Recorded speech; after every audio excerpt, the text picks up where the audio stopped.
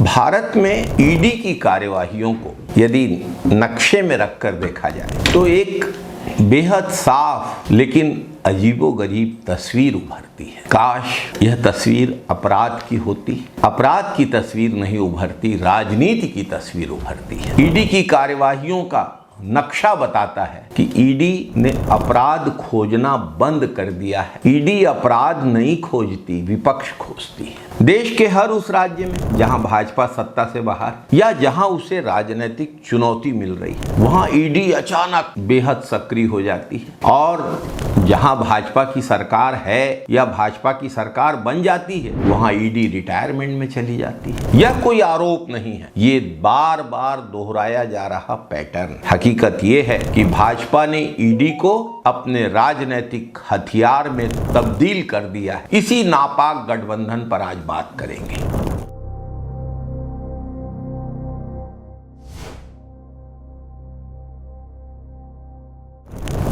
नमस्कार साथियों, छत्तीसगढ़ में ईडी के दुरुपयोग का सच पूरे प्रदेश ने देखा है। लगातार छापे, जबरन बयान, अधिकारियों को डराने धमकाने की साजिशें, सब कुछ खुली किताब की तरह सामने है। इस राजनैतिक प्रतिशोध का सबसे बड़ा निशाना बने पूर्व मुख्यमंत्री श्री भूपेश बघेल जी और उनका परिवार। जब भाजपा का दबाव और भाजपा की साजिशें श्री भूपेश बघेल को डरा नहीं पाई, झुका नहीं पाई, छत्तीसगढ़ के स्वाभिमान से टकराने की कोशिशें विफल हुई, तो बदले की राजनीति शुरू हो गई और सारी सीमाएं लांघ दी गई। श्री भूपेश बघेल के परिवार को निशाना बनाया गया। उनके बेटे श्री चैतन्य बघेल को ठीक उसके जन्मदिन के दिन हिरासत में लिया गया। यह संयोग नहीं था, यह सोची समझी राजनैतिक क्रूरता।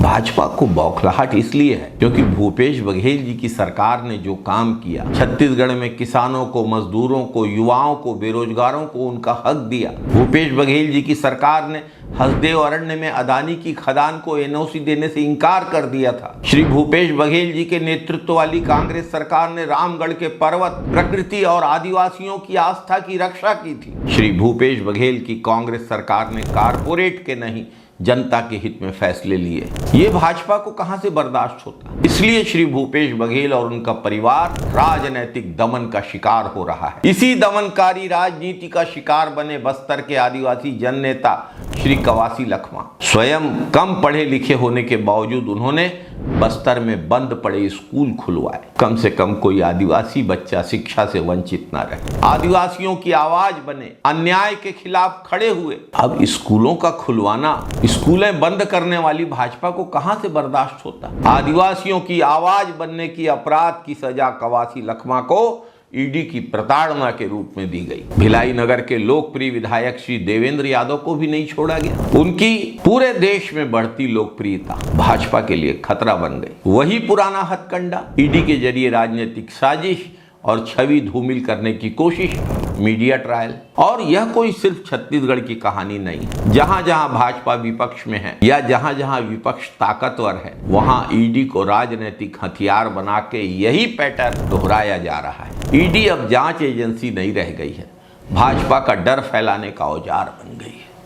इतिहास गवाह है, साजिशें सच को दबा नहीं सकती और दमन से जनता की आवाज कभी बंद नहीं होती। दिल्ली में आम आदमी पार्टी की सरकार के खिलाफ, वैसे तो आम आदमी पार्टी और भाजपा के बीच में आंतरिक समझबूझ है, लेकिन दिल्ली में बर्दाश्त नहीं हुई आम आदमी पार्टी की सरकार। मदिरा नीति का मामला उछाला गया, नीति बदली गई, रद्द की गई।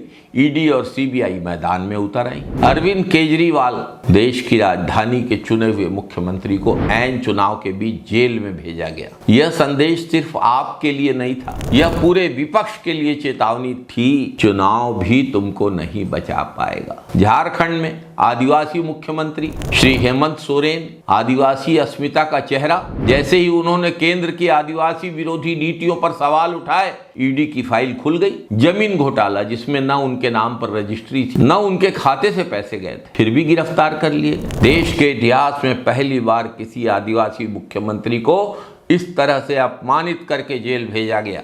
सवाल ये नहीं है कि जांच क्यों हुई, सवाल यह है कि क्या यही जांच भाजपा शासित राज्यों में होती है। छत्तीसगढ़ में भाजपा सरकार बनने के बाद धान, शराब, कोयला, कुछ भी तो नहीं बदला है। चीजें तो और ज्यादा बिगड़ चुकी हैं, लेकिन कार्यवाहियां बंद है। महाराष्ट्र ईडी और सीबीआई की लाइव लैब बन चुका है। यहाँ ईडी जांच का इस्तेमाल सिर्फ डराने के लिए नहीं, सरकार गिराने के लिए किया गया। शरद पवार, उद्धव ठाकरे, संजय राउत, नाम बदलते गए, पैटर्न वही।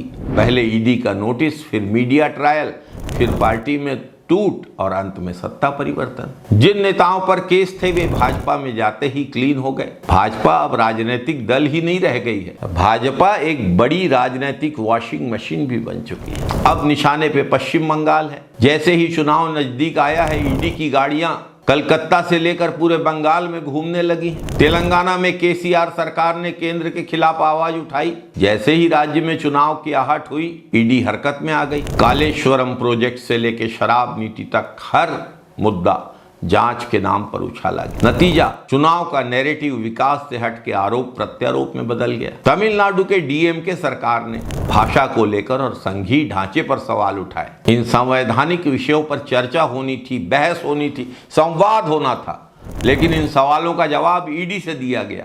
मंत्रियों के घर छापे पड़े, परिवारों को घसीटा गया। भ्रष्टाचार के खिलाफ कार्यवाही नहीं, राजनैतिक असहमति की सजा दी जा रही। एक और बड़ा सवाल, उत्तर प्रदेश, गुजरात, मध्य प्रदेश, हरियाणा में ईडी इतनी शांत क्यों है? क्या वहां भ्रष्टाचार नहीं हो रहा है? क्या वहां कोई शिकायत नहीं है? या फिर वहां सत्ता और एजेंसियों के बीच सामंजस्य है? यह एक दो राज्यों तक सीमित होता तो संयोग कहा जा सकता था, लेकिन जब ईडी की कार्यवाहियों का यही पैटर्न दिल्ली से तमिलनाडु तक, झारखंड से महाराष्ट्र तक एक जैसा हो, तो इसे भाजपा की रणनीति और ईडी का राजनीतिक इस्तेमाल ही कहा जाएगा।